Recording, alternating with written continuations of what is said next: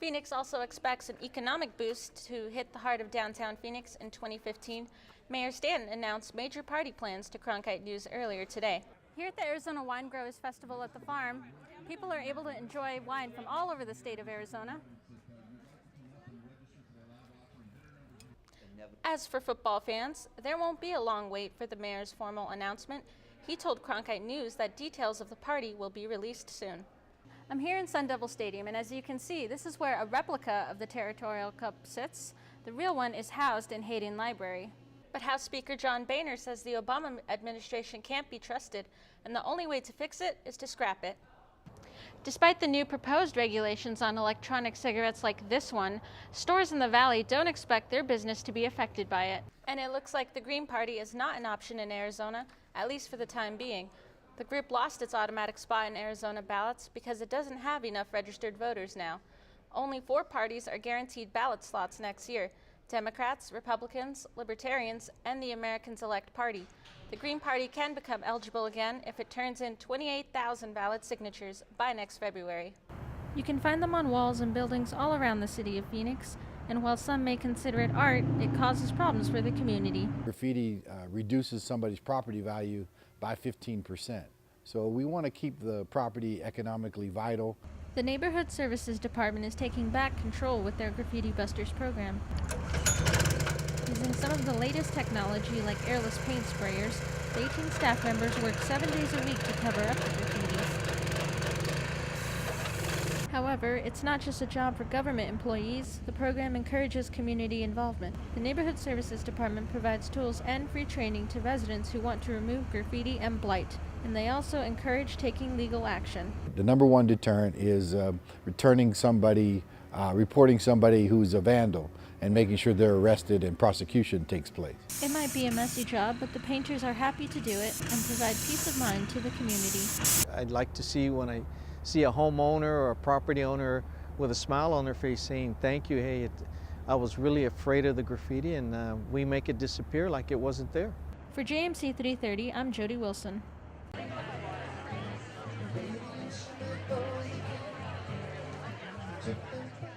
Well, this year's event is much larger.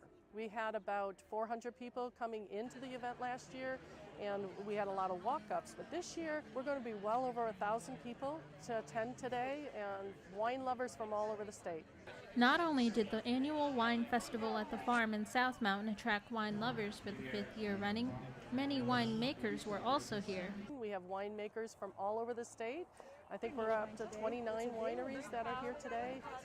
Here at the Arizona Wine Growers Festival at the farm, people are able to enjoy wine from all over the state of Arizona. Arizona has more than 100 wineries, but many are not aware. Winemaker Melinda Petznick says this event changes that. It's really nice. It's a beautiful feeling. There's great people, a lot of good. I think people of Arizona now have come to the realization that there are some great Arizona wines out there. Peggy Fiandaca of the Arizona Wine Growers Association says Arizona's wine industry has a bright future. The Arizona wine industry is growing tremendously. So from 2011 to 2012, we doubled the amount of gallons of wine grown in Arizona. And it's really a wonderful value-added crop, and we are able to bring jobs and economic vitality to rural Arizona. Arizona State University is a school involved in many sports, but perhaps none has more fans than football. Year after year, the university competes in the Pac-12 against many schools, but the biggest game of the year has always been against the University of Arizona. Sophomore Troy Jaramillo is a true fan who understands why. Because U of A is our biggest competitor for Arizona sports technically, and they're our biggest competitor for just any university in Arizona. The winners of this state rivalry receive more than bragging rights. They also walk away with the Territorial Cup.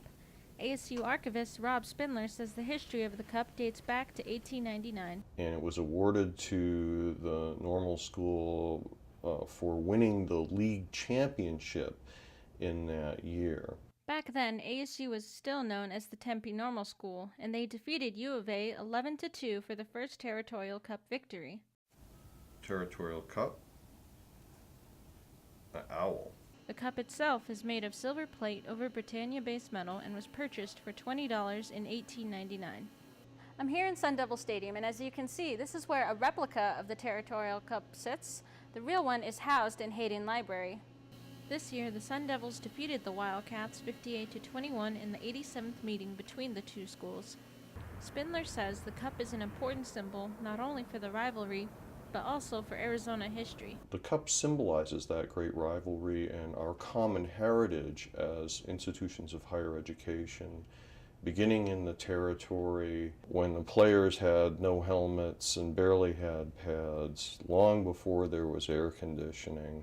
Now that ASU has secured the Cup's place in Tempe for the next year, some students are detecting a new odor in the air. I'm smelling roses, by the way. Rose Bowl. If the Sun Devils defeat Stanford and win the Pac-12 championship, they will go on to the Rose Bowl. For JMC 330, I'm Jody Wilson.